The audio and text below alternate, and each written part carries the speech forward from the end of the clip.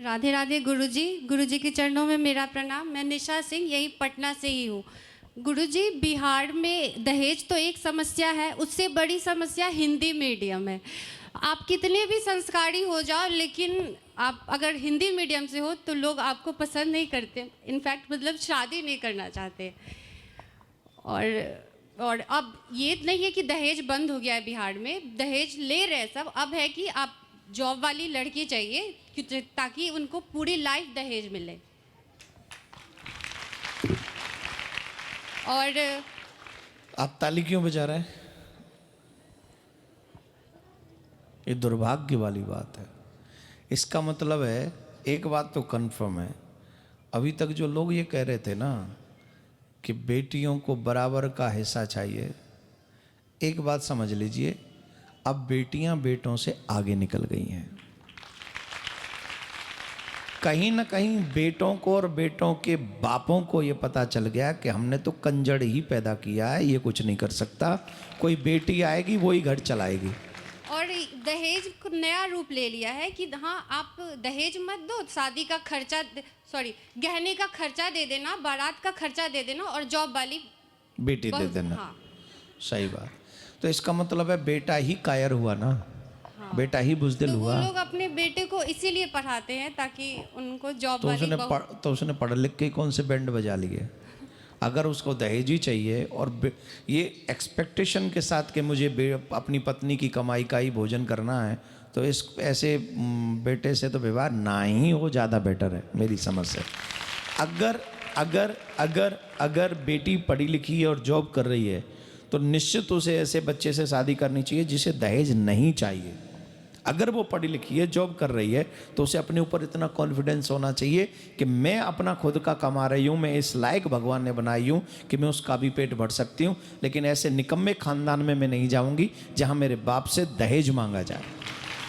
ये बेटी को कॉन्फिडेंस होना चाहिए और ये बेटी के पिता को कॉन्फिडेंस होना चाहिए कि मेरी बेटी अगर पढ़ी लिखी है तो अपना काम चलाएगी, अपने घर को भी चला सकती है। तो मैं एक संपन्न, न चाहकर वो धन से आजकल लोग संपन्न मानते हैं, मैं संस्कार से संपन्न कह रहा हूँ। किसी घर में बेटी का विवाह करना चाहिए जो बेटा कर्मठ हो, चाहे कम सैलरी हो, चाहे कम पढ़ा लिखा हो। फिर ऐसे पढ़े लिखे बच्चों के मुंह पे तमाचे पड़ेंगे खींच खींच के ऐसे ही कि ये ले दहेज। यहाँ एक्शन अब कहीं ना कहीं बेटियों को लेना पड़ेगा। आप ये सोचें ये समाज सुधर जाएगा, ये नहीं सुधरने वाला। ये समाज इस समय भेड़िया का रूप बना चुका है। ये बेटियों के प्रति कोई इसकी मतलब बातें करेंगे, सब बड़ी बड़ी बातें करवा लो, किसी से भी कितनी भी बड़ी बातें करवा लो, लेकिन जो जेन्युइन चीज़ें हैं उनकी तरफ इनकी कोई पहल नहीं है। अब बताइए, लोग कहते हैं सामूहिक विवाह हो रहे हैं। सामूहिक विवाह किन के होते हैं? गरीबों के ही ना सामूहिक विवाह होते। क्यों नहीं पैसे वालों के विवाह सामूहिक हो रहे हैं? क्यों अमीरों के बच्चों के विवाह सामूहिक जगह पर नहीं होते? बोलिए। फोटो खिंचवाने के लिए गरीब, हालांकि अच्छी बात है, समाज में गरीबों की भी ऐसी सहायता तो कम से कम समाज के लोग करें, पर यह पहल हमें भी करनी चाहिए कि हम अपने बच्चों का विवाह अगर सामूहिक ना करें, कम से कम दहेज तो न लें। मुझे बहुत तकलीफ़ होती है जब भी कोई बेटी इस बात को कहती है, और मुझे लगता है कई बार तो बेटियां इस विषय में बहुत गुस्सा भी करती हैं, और उनका गुस्सा जायज़ है, बहुत जायज़ है। यहाँ पर बेटों को सोचना होगा कि आप अपने माँ बाप के बनाए हुए ज़बरदस्ती के रूल पे मत जाइए।